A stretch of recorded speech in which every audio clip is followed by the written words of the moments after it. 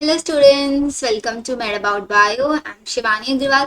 सो guys, आज हम आपका पार्ट 3 करने वाले हैं breathing and exchange of gases chapter का। अब देखो, इससे पहले ना हम आपका ह्यूमन रेस्पिरेटरी सिस्टम के अंदर कौन कौन से पार्ट्स प्रेजेंट होते हैं, उन पार्ट्स का मेन मेन फंक्शन क्या होता है, वो सारी चीजें देखो हम वहाँ पे डिस्कस कर चुके हैं। आज का जो हमारा लेक्चर है वो हम स्टार्ट करेंगे रेस्पिरेटरी वॉल्यूम से एंड देयर कैपेसिटीज से, कि आपका जो लंग्स है, उन लंग्स की आखिरकार कितनी कैपेबिलिटी है अपने अंदर ऑक्सीजन को स्टोर करने की, या फिर हम एक नॉर्मल जब हम ब्रीथिंग कर रहे हैं तो हम कितनी अमाउंट ऑफ ऑक्सीजन अपनी बॉडी के इनसाइड ले रहे हैं, कितनी amount of oxygen during normal breath body से बाहर एक्सेल कर रहे हैं, या फिर फोर्सफुली हम कितना amount of volume oxygen inhale कर सकते हैं और कार्बन डाइऑक्साइड एक्सेल कर सकते हैं। फिर आएंगी कैपेसिटीज, मींस हमारे लंग्स की टोटल कैपेसिटी कितनी है, कि कितनी वॉल्यूम ऑफ ऑक्सीजन हम एक टाइम में इनहेल कर सकते हैं, वो कैपेसिटी हो जाएगा। चल, अब यहाँ पे ना देखो, दो वर्ड मैंने आपको बताया, वॉल्यूम एंड कैपेसिटी। वॉल्यूम का मतलब होता है क्वांटिटी ऑफ एयर, एयर की वो quantity that lung can receive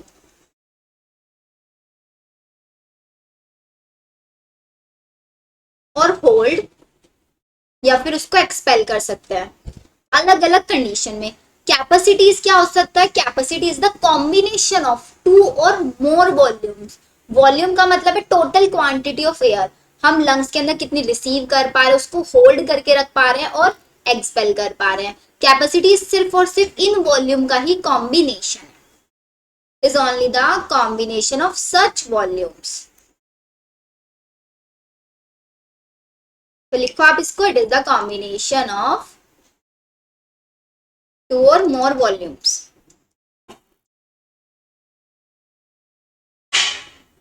ये क्लियर हुआ सबको? चलो, अब हम आगे चलते हैं।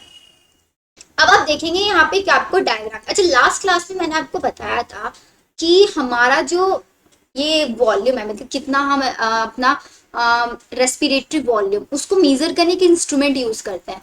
याद है किसी को नाम? स्पायरोमीटर, मैंने आपको बताया था। और स्पायरोमीटर एक टाइप का ग्राफ शो करता है जिसको हम बोलते हैं स्पायरोग्राफ, राइट। तो यहाँ पे देखो, आप हम इंस्ट्रूमेंट यूज कर रहे हैं स्पायरोमीटर, और आपका जो ग्राफ है वो आपका निकलेगा क्या? स्पायरोग्राफ। तो ये आपको यहाँ पे स्पायरोग्राफ दिया हुआ है। अब स्पायरोग्राफ में सबसे पहले चीज आप क्या याद रखेंगे? Tidal volume. टाइडल वॉल्यूम क्या होता है? एक during normal breathing, normal breathing के टाइम पे कितना वॉल्यूम आप इंस्पायर्ड कर रहे हैं, कितना वॉल्यूम आप एक्सपायर्ड कर रहे हैं ड्यूरिंग नॉर्मल ब्रीथ, उसको हम बोलेंगे आपका टाइडल वॉल्यूम। एंड इसका अमाउंट होता है 500। देखो ना यहाँ पे, ये आपका 2000 और 3000, यहाँ पे आपका 2000 है, यहाँ पे 2000 और 3000 के बीच में कितना वॉल्यूम है आपके? सिर्फ 500 वॉल्यूम है। मीन्स आपका एक नॉर्मल ब्रीथिंग के टाइम पे आप 500 वॉल्यूम ऑफ ऑक्सीजन इनहेल कर सकते हो, 500 वॉल्यूम ऑफ कार्बन डाइऑक्साइड आप एक्सेल कर सकते हो। This is your tidal volume. अब टाइडल वॉल्यूम के बाद नेक्स्ट आपको याद रखनी है inspiratory reserve volume. Inspiratory reserve volume का मतलब ये है कि आप एक फोर्सफुल कंडीशन में कितनी ज्यादा से ज्यादा अमाउंट ऑफ ऑक्सीजन अपनी बॉडी के इनसाइड ले सकते हो। तो टाइडल वॉल्यूम तो आपका 500 था, तो टाइडल वॉल्यूम से लेके जितना आप मैक्सिमम से मैक्सिमम इंस्पायर कर सकते हो, आपका ग्राफ इतना चला जाएगा। मींस टाइडल से लेके यहाँ तक का जितना ही आपका पूरा ग्राफ है, इसको हम बोलते हैं आपका इंस्पायरेटरी रिजर्व वॉल्यूम। एंड ये होता है आपका 2500 से 3000 ml।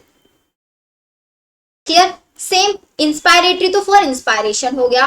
Expiratory reserve volume means आप कितना मैक्सिमम से maximum volume of carbon dioxide body से बाहर निकाल सकते हो। टाइडल में तो आप नॉर्मली 500 तो निकाल ही रहे थे, लेकिन आप फोर्सफुली कितना ज्यादा निकाल सकते हो वो आपका यहाँ पे दिख रहा है, देखिए। तो अगर आप इसको माने तो आपका अराउंड 1000 से 1100 के आसपास आपका एक्सपायरेटरी रिजर्व वॉल्यूम। तो हमने यहाँ पे देखो अभी तक 3 टर्म्स क्लियर किया, tidal volume, inspiratory reserve volume, expiratory reserve volume. ये कंडीशन हमारी हो गई। This is for inspiration, this is for expiration. Inspiration, expiration, inspiratory और आपका एक्सपायरेटरी। टाइडल आपका नॉर्मल कंडीशन वाला है कि आप नॉर्मल कंडीशन में कितनी वॉल्यूम ऑफ एयर इनहेल कर रहे हो, एक्सेल कर रहे हो। अब बात आती है आपका नेक्स्ट वन कंडीशन आपकी, इसको हम यहाँ से दिखाते हैं। देन इसके बाद आता है आपका रेजिडुअल वॉल्यूम। पहले हम रेजिडुअल वॉल्यूम को देख लेते हैं कि आपका रेजिडुअल वॉल्यूम क्या होता है।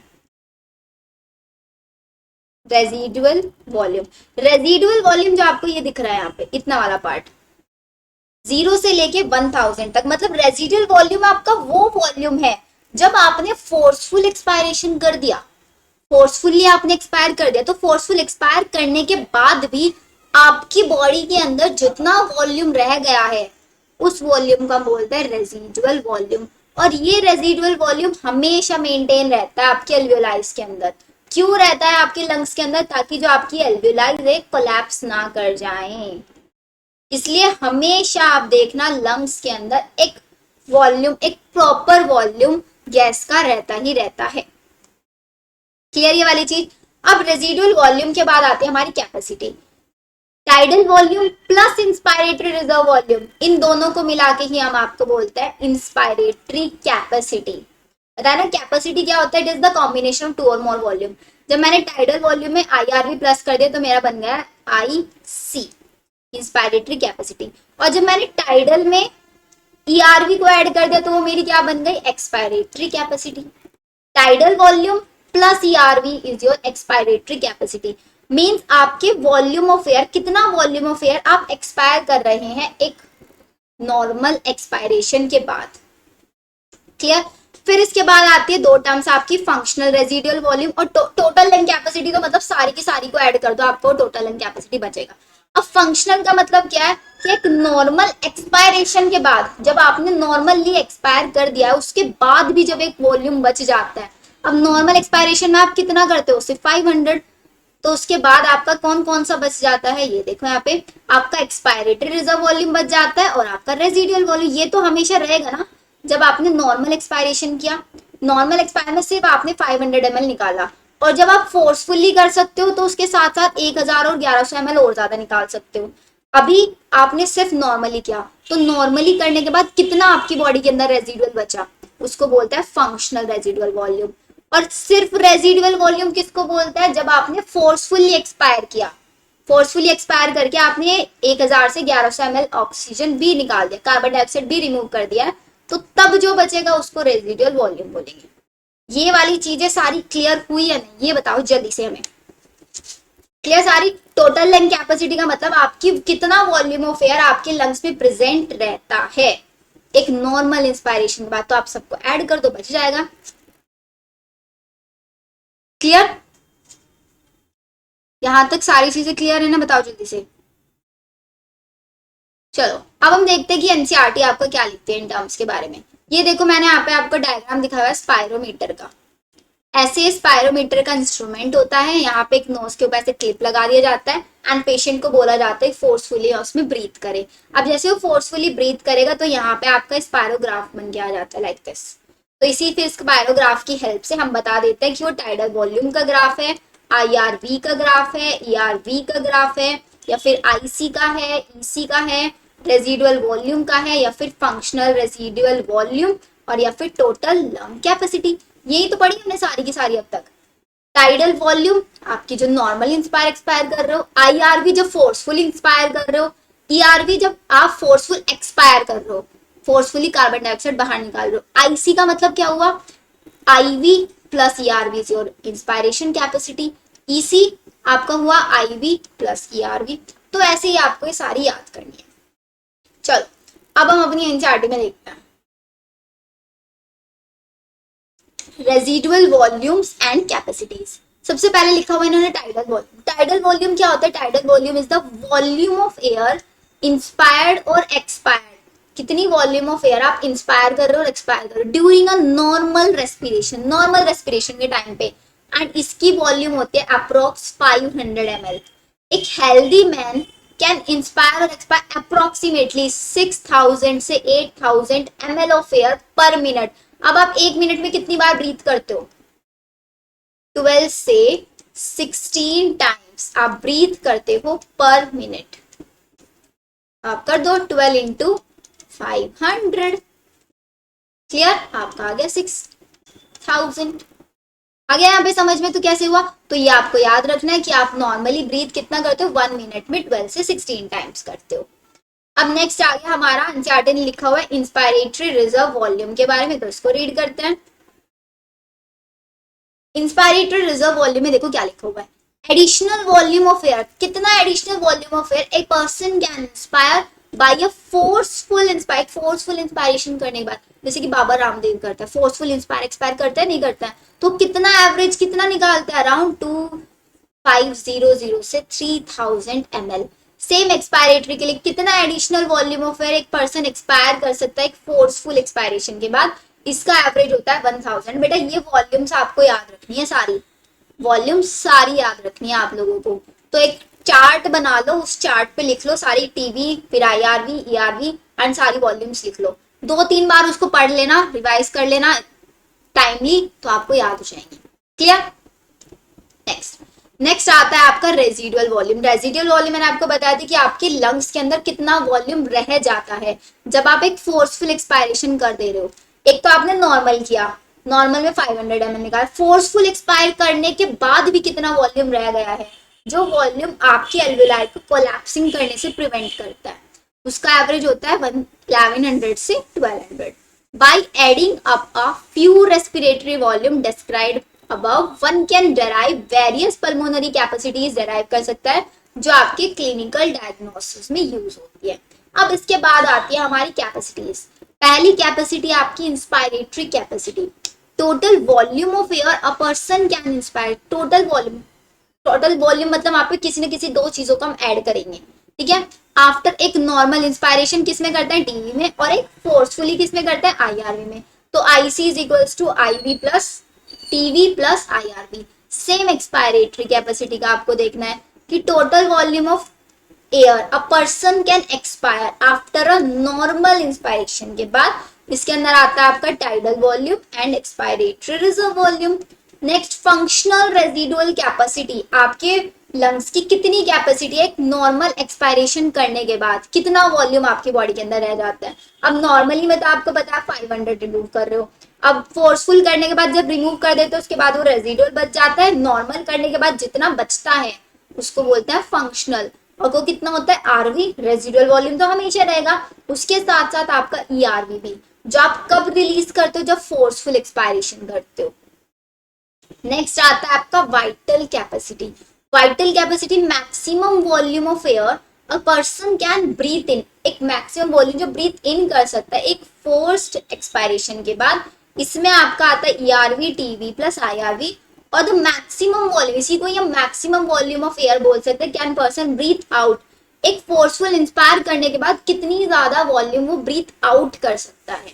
नेक्स्ट आता है आपका total lung capacity, total volume of air accommodated in the lungs. Lungs के अंदर कितनी आपके लंग्स की एकोमोडेशन है, कितनी वॉल्यूम उसके अंदर आ सकती है at the end of forced inspiration. उसने फोर्सली इंस्पायर, बहुत जितना मैक्सिमम से मैक्सिमम अमाउंट ऑफ ऑक्सीजन वो ले सकता था उसने लिया। अब कितनी अमाउंट आपके लंग्स के अंदर होगी, आरवी होगी, ईआरवी होगी, आरवी तो हमेशा रहेगी, ईआरवी, टीवी प्लस आईआरवी, और इसके साथ साथ vital capacity plus residual volume भी आप इसको बोल सकते हैं। मींस इसको आप ऐसे लिख सकते हो, TLC is equals to VC plus RV, या फिर is equals to RV plus ERV plus TV plus IRV। आप ये ऐसे भी लिख सकते हो। So this is very important, यहां से आपके क्वेश्चंस बहुत ज्यादा बनते हैं। याद रहेगी ये वाली चीज सबको, सारी वॉल्यूम सब कुछ क्लियर। चलो अब इसके बाद कुछ और इंपॉर्टेंट चीज आती है, वो हम सीख लेते हैं। अब इसके बाद आपको एक वर्ड सुनने में मिलता है हमेशा, रेस्पिरेटरी क्वेश्चन। रेस्पिरेटरी क्वेश्चन, अब रेस्पिरेटरी क्वेश्चन का फॉर्मूला आपसे क्वेश्चन में एग्जाम में पूछा जा सकता है। रेस्पिरेटरी क्वेश्चन को हम लिखते हैं RQ से। RQ क्या होता है, it is the volume of CO2 evolve, कितनी वॉल्यूम ऑफ CO2 इवॉल्व हो रही है, divided by volume of O2 absorbed, कितनी वॉल्यूम ऑफ O2 आपने एब्जॉर्ब किया। एंड हमेशा याद रखना आपका जो ग्लूकोज होगा उसके लिए RQ हमेशा 1 रहता है, क्योंकि 6 ही वहां पे CO2 निकलता है, 6 CO2, 6 से 6 कैंसिल हो जाता है तो बच जाता है 1। ये है इसका यहाँ पे रीजन। अब इसके साथ साथ आप यहाँ पे फैट का याद रखना, फैट का होता है 0.7। आपका प्रोटीन का आपको याद रखना है RQ, प्रोटीन का होता है 0.9। और आपका ऑर्गेनिक एसिड्स का होता है 1.3 से 1.4। और RQ को हम मीजर कैसे कर सकते हैं? RQ को मीजर करने के लिए हमारे पास होता है गैनोस रेस्पिरोमीटर, इसको हम यूज करते हैं। क्लियर? तो यहां तक हमारा फिनिश हुआ। अब हम चलते हैं आगे। अब हमारा जो बच्चा नेक्स्ट टॉपिक स्टार्ट हो रहा है वो है आपका एक्सचेंज ऑफ गैसेस, कि आखिरकार हमारी बॉडी के अंदर एक्सचेंज ऑफ गैसेस क्या आता है। अब एक्सचेंज ऑफ गैसेस समझने के लिए ना आपको थोड़ा सा अपना एनिमेटरी जो माइंड है ना उसको एक्टिव करना पड़ेगा। लाइक पहले आप ये जो एनिमेशन दिख रही है ना आपको, ये मैं फिर से आपको चलाती हूँ, ये एनिमेशन देखो। ये आपको एनिमेशन किस चीज की दिख रही है? जैसे मैंने आपको बताया था कि जो आपकी ट्रेकिया होती है वो ट्रेकिया 5th थोरेसिक वर्टिब्रा पे प्राइमरी एंड पहले left and right primary bronchi में डिवाइड हो जाती है, फिर वो प्राइमरी से सेकेंडरी, फिर सेकेंडरी से टर्शरी ऐसे डिवाइड होती है। तो लास्ट में जाके आपका एल्वियोलाई आता है वहां पे। तो ये जो आपको स्ट्रक्चर दिख रही है ना, दिस इज योर एल्वियोलाई। ये देखो आप यहाँ पे, ये आपका एल्वियोलाई दिख रहा है। अब दिख रहा है आपको एल्वियोलाई के बाहर बहुत सारी ब्लड कैपिलरीज है, बिकॉज मैंने आपको बताया था जो एल्वियोलाई होता है इसी के थ्रू आपका गैसेस का डिफ्यूजन होता है। तो एल्वियोलाई लंग्स में आप ऐसे समझो, यहां से आपकी ऑक्सीजन आ रही है, राइट? ऑक्सीजन आपकी है एल्वियोलाई तक। अभी ऑक्सीजन एल्वियोलाई के अंदर है। अब ऑक्सीजन ये जो यहाँ पे चारों तरफ आपका नेटवर्क बना हुआ है ना ब्लड कैपिलरीज का, तो ये ऑक्सीजन इन कैपिलरी से निकल के इस ब्लड के अंदर आएगी, इन कैपिलरी के अंदर आएगी। और कैसे फ्लो करेगी वो आपको यहाँ पे दिखेगा। देखो ये वाला एनिमेशन आप देखो पहले, कैसे ऑक्सीजन एल्वियोलाई से कैपिलरी, ब्लड कैपिलरी के अंदर आ रहा है। देखो ऑक्सीजन आ रहा है और ये आपका ब्लड कैपिलरी में क्या होता है? हीमोग्लोबिन होता है। हीमोग्लोबिन के साथ आपका ऑक्सीजन बाइंड करेगा एंड क्या बना लेगा? ऑक्सी हीमोग्लोबिन आपका बना लेगा। ये हमारा बन गया ऑक्सी हीमोग्लोबिन। अब ये वाला एनिमेशन देखो, सेकंड वाला, यहाँ पे ना ब्लड एल्वियोलाई के अंदर ऑक्सीजन आया, अब वो ऑक्सीजन डिफ्यूज हो जाएगा किसके अंदर? ब्लड के अंदर। देखो ये आपका डिफ्यूज हो रहा है। अब ये ब्लड आपको पता है पूरा का पूरा ब्लड आपकी बॉडी के अंदर ट्रांसपोर्ट होता है। तो जहां जहां आपका ब्लड जाएगा वहीं पे आपका ऑक्सी हीमोग्लोबिन जाएगा, नहीं जाएगा? चलो इतना क्लियर हुआ। अब आगे देखते हैं। ये डायग्राम आपके एनसीईआरटी में दिया हुआ है ना एनसीईआरटी में डायग्राम। इस डायग्राम को हमें समझना है। अब आपको लास्ट लेक्चर में अगर याद होगा मैंने एक एटमॉस्फेरिक प्रेशर या फिर पार्शियल प्रेशर की आपको बात की थी कि यहाँ पे अगर मुझे निकालना है एटमॉस्फेरिक प्रेशर कितना है ऑक्सीजन का, तो कैसे निकालेंगे? Atmospheric pressure of oxygen 760 into oxygen की परसेंटेज कितनी होती है? 21%, तो 21/100। और अगर मुझे कार्बन डाइऑक्साइड की निकालनी है तो कैसे निकालूंगी? कार्बन डाइऑक्साइड की परसेंटेज कितनी होती है? 0.03%। वही एटमॉस्फेरिक प्रेशर कितना होता है? 760 इंटू 0.03 डिवाइडेड बाय 100। ऐसे आप इसको निकालोगे तो ये आपका आ जाएगा 159 mmHg। ठीक है, अब ये कितना आएगा? 0.03 के आसपास ही आपका लगभग आएगा। अब आप सोचो आपके एटमॉस्फेयर के अंदर, मैं इसको यहाँ पे लिख देती हूँ, partial pressure of oxygen atmosphere में है 159 mmHg और आपका partial pressure of carbon dioxide atmosphere में 0.03 mmHg।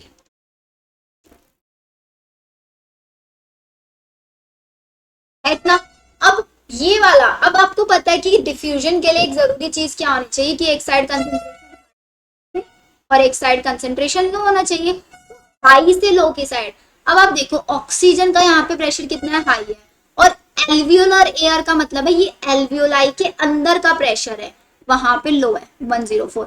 तो आपकी ऑक्सीजन डिफ्यूज हो जाएगी इनटू योर एल्वियोलाई, हो जाएगी या नहीं हो जाएगी? अब यहाँ पे partial pressure of carbon dioxide का ज्यादा है 40 mm और आउटसाइड में 0.3 है, तो इसका मतलब कार्बन डाइऑक्साइड बाहर जाएगी।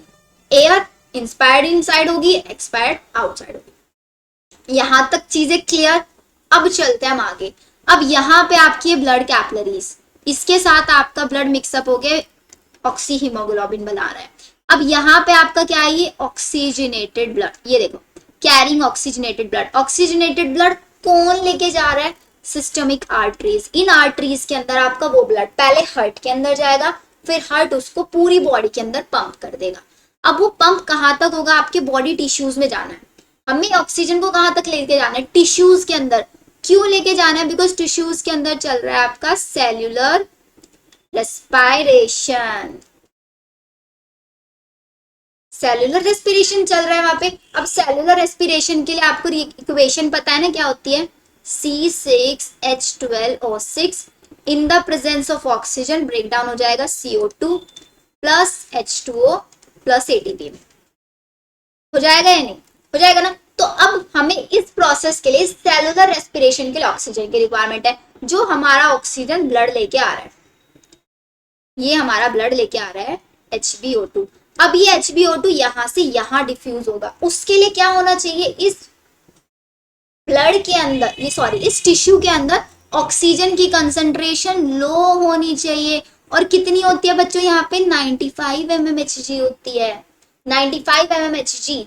और आपका ब्लड कैसा आ रहा है यहाँ पे 104। अब यहाँ से हाई से लो में डिफ्यूज हो जाएगा। सेम यहाँ पे क्या हो रहा है, कार्बन डाइऑक्साइड आपकी बढ़ रही है, कार्बन डाइऑक्साइड रिलीज हो रही है, तो कार्बन डाइऑक्साइड यहाँ से डिफ्यूज होकर आपकी सिस्टमिक वेन के थ्रू कहाँ तक पहुंच जाएगी, लंग्स में, सॉरी हार्ट में आपके। और हार्ट उसको पल्मोनरी आर्टरी के थ्रू कहाँ पे पहुंचा देगा, आपका वापस डिफ्यूज करा देगा एल्वियोलाई के अंदर।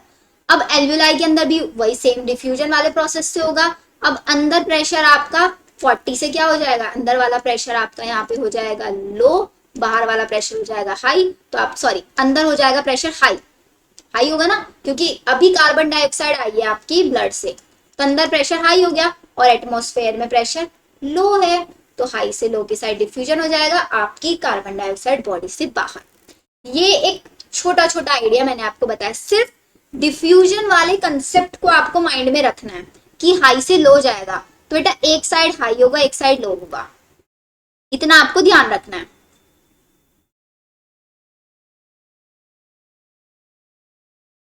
चलो अब हम चलते हैं आगे। अब देखो, अब इससे पहले ना आप लोगों को मुझे कुछ कॉन्सेप्ट समझाने हैं। क्या कॉन्सेप्ट सब हमें समझने हैं। अब सबसे पहले आपको देखना है,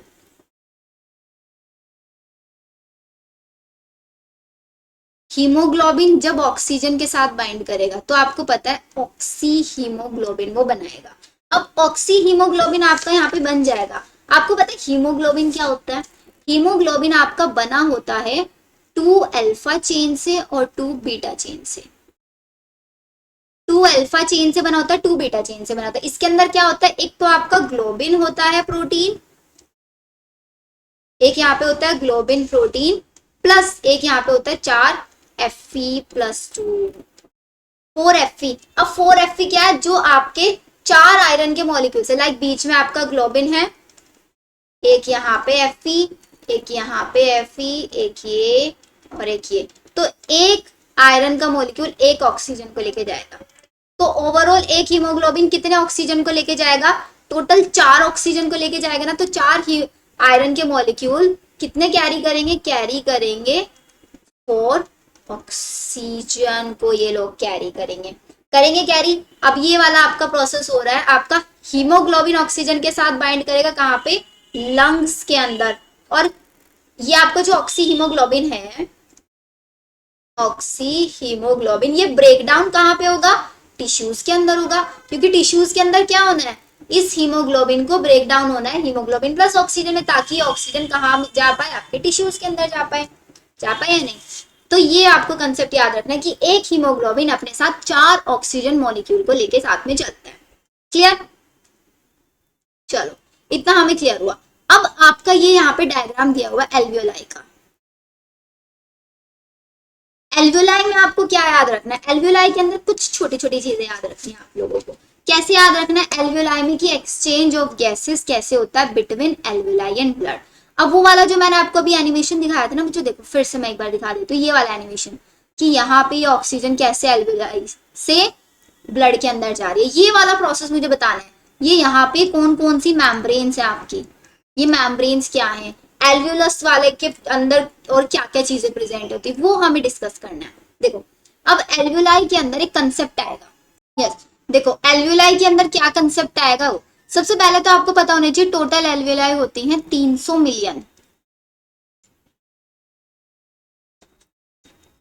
टोटल 300 मिलियन एल्वियोलाई है इन बोथ लंग्स, दोनों लंग्स के अंदर 300 आपकी एल्वियोलाई है।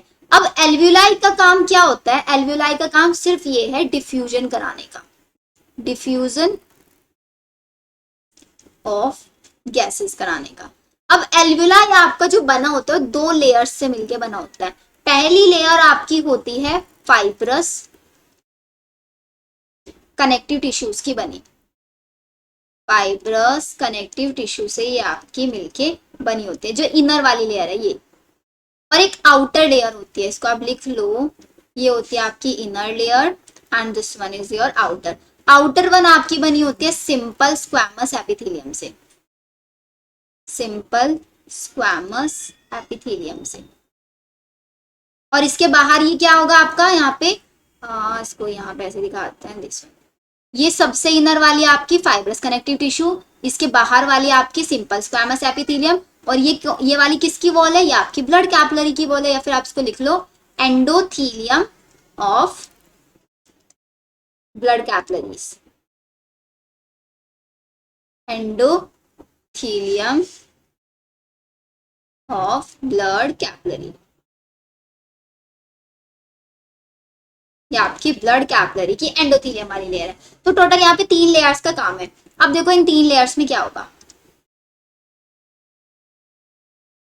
देखो अब इसके साथ साथ ना ये जो आपकी सिंपल स्क्वैमस एपिथेलियम है, इसके अंदर कुछ स्क्वैमस सेल्स प्रेजेंट होते हैं जिनको हम बोलते हैं न्यूमोसाइट्स।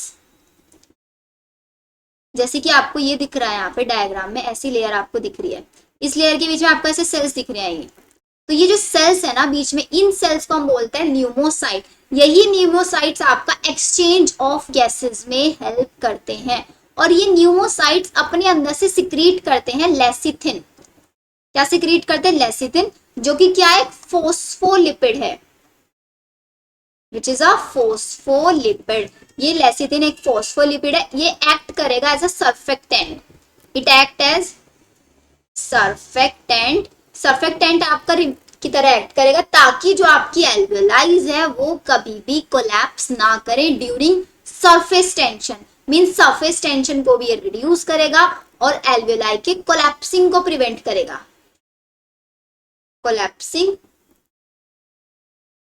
ये आपका प्रिवेंट करेगा। न्यूमोसाइट्स जो सिक्रीट करती है लेसिथिन, और आपका ये क्या होता है, एक फोस्फोलिपिड होता है, इट बिहेव एज सर्फेक्टेंट। तो जैसे सर्फेक्टेंट की अमाउंट बढ़ेगी आपका सरफेस टेंशन डिक्रीज हो जाएगा, टेंशन आपका डिक्रीज हो जाएगा। बताओ समझ में आया यहां तक या नहीं, सारी चीजें क्लियर। तो यहां से आपका डायरेक्टली क्या होगा, देखो इसको ऐसे देखते हैं, यहां से ऑक्सीजन आएगी आपका ब्लड के अंदर डिफ्यूज हो जाए, ब्लड से कार्बन डाइऑक्साइड यहाँ पे ऑक्सीजन। आ गया अब ये चीज समझ में या नहीं।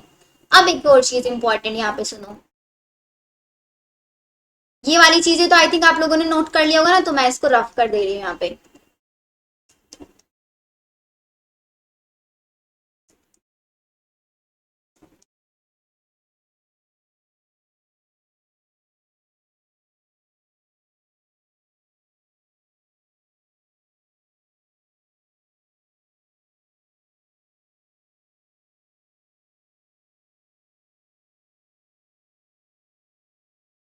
देखो अब यहाँ पे क्या है कि जो आपका डिफ्यूजन हो रहा है, डिफ्यूजन फास्टर किसका है, डिफ्यूजन यहाँ पे कार्बन डाइऑक्साइड का फास्टर है, और we can write that diffusion of carbon dioxide, carbon dioxide का जो डिफ्यूजन है is 20 times faster than oxygen. Oxygen से ज्यादा कार्बन डाइऑक्साइड का यहाँ पे डिफ्यूजन फास्टर है। ऑक्सीजन का क्या है, oxygen is 2 times faster then N2। अब इस लाइन का मतलब क्या हुआ, इसका मतलब ये हुआ कि आपकी जो कार्बन डाइऑक्साइड है वो 20 टाइम्स फास्टर डिफ्यूज करेगी। जिस अमाउंट में ऑक्सीजन जा रहा है उसके 20 टाइम्स ज्यादा इजीली डिफ्यूजन होगा आपकी कार्बन डाइऑक्साइड का। अब डिफ्यूजन को भी बहुत सारी चीजें अफेक्ट करती हैं।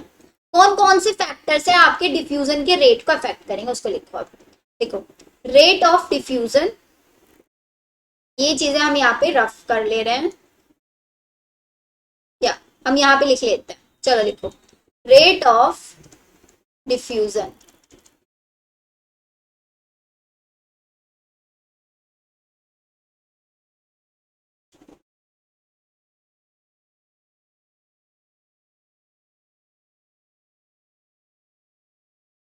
Rate of diffusion affected by, कौन कौन से फैक्टर हैं जो आपके रेट ऑफ डिफ्यूजन को अफेक्ट करेंगे। सबसे पहला फैक्टर आपका solubility of gases, solubility of gases.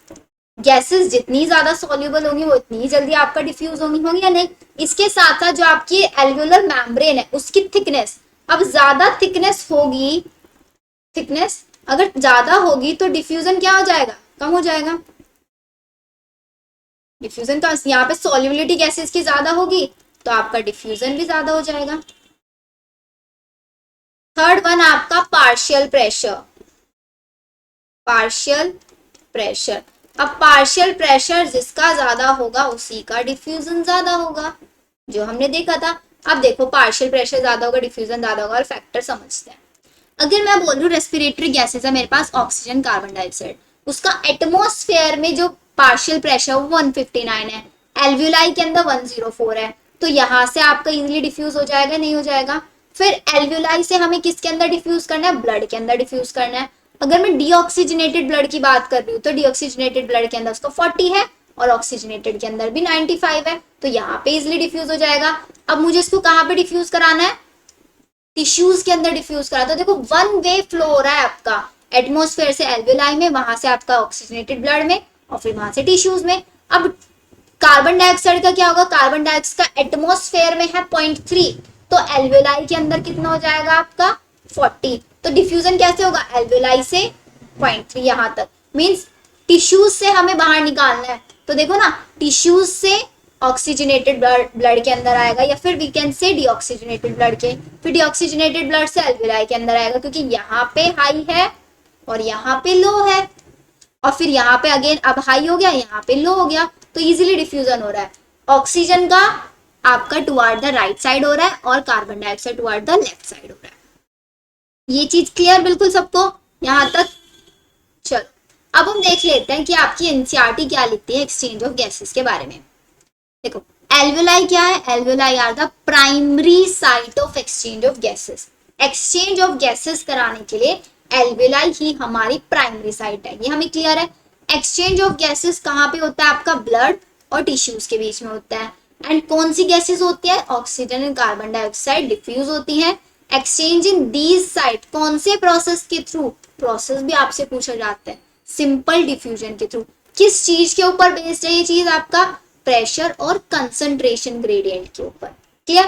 Then solubility जो होगी गैसेस की, या फिर thickness of the membrane, gases की सॉल्युबिलिटी एंड मेम्ब्रेन की थिकनेस डायरेक्टली अफेक्ट करेगी, नहीं अफेक्ट करेगी। Involve in diffusion are also some important factor that can affect the rate of diffusion को, जो अफेक्ट कर सकते हैं। Pressure contributed by an individual gas, एक इंडिविजुअल गैस के थ्रू जो प्रेशर बन रहा है in a mixture of gases, उसको बोलते हैं हम पार्शियल प्रेशर, जिसको निकालने का मैंने तरीका बता दिया, 760 into percentage of particular gas. उसको हम लिखते कैसे हैं, PCO2, PO2 for oxygen, PCO2 for carbon dioxide. Partial pressure in दोनों गैसेस का अगर हम देखें एटमॉस्फेयर में कितना है और बाकी आपकी डिफ्यूजन की साइड पे, वो टेबल मैंने अभी आपको दिखाई है। The data given in the table clearly indicate कर रहा है कि एक कंसंट्रेशन ग्रेडियंट मेंटेन हो रहा है एल्वियोलाई से ब्लड में और ब्लड से टिश्यू में, हो रहा है नहीं हो रहा है। Similarly a gradient is present for, वहां पे कार्बन डाइऑक्साइड के लिए भी हमने ग्रेडियंट पढ़ा है, दैट इज फ्रॉम टिश्यूज से ब्लड में, वहां पे अपोजिट चल रहा था, टिश्यूज से ब्लड में और ब्लड से एल्वियोलाई में और एल्वियोलाई से एटमॉस्फेयर में। जैसे जैसे सॉलिबिलिटी कार्बन डाइऑक्साइड की 20 से 25 टाइम्स हायर है as that of oxygen, so amount of carbon dioxide आपका डिफ्यूज हो जाएगा through the diffusion membrane per unit difference in partial pressure is much higher comparable to carbon dioxide. Means सिर्फ इतना यहाँ पे याद रखो, कार्बन डाइऑक्साइड का जो डिफ्यूजन रेट होता है वो 20 टाइम्स फास्टर होता है एज कम्पेयर टू ऑक्सीजन, क्योंकि वो हाईली सॉल्युबल होती है।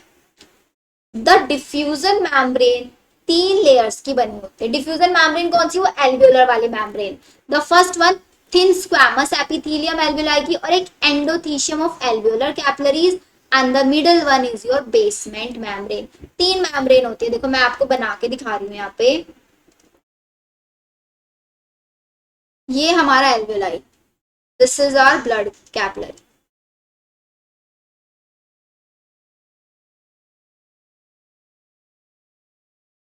कौन कौन सी मेम्ब्रेन है? सबसे पहले आपकी मेम्ब्रेन है स्क्वैमस एपिथेलियम, ठीक है। फिर स्क्वैमस एपिथेलियम के बाद है आपकी यहाँ पे this one layer is your endothelium of blood capillary, और बीच में जो मेम्ब्रेन है आपका, इसको बोलते हैं basement membrane. This one is your basement membrane.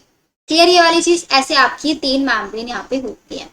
In between them however its total thickness is much less than a millimeter, 1 millimetre से भी बहुत कम इसकी थिकनेस होती है। therefore all the factor in our body, हमारी बॉडी के अंदर सारे factors are favourable for diffusion of oxygen, oxygen diffusion के लिए फेवरेबल है from alveoli to tissue, and that of oxygen के लिए, कार्बन डाइऑक्साइड के लिए टिश्यू से एल्वेलाई तक।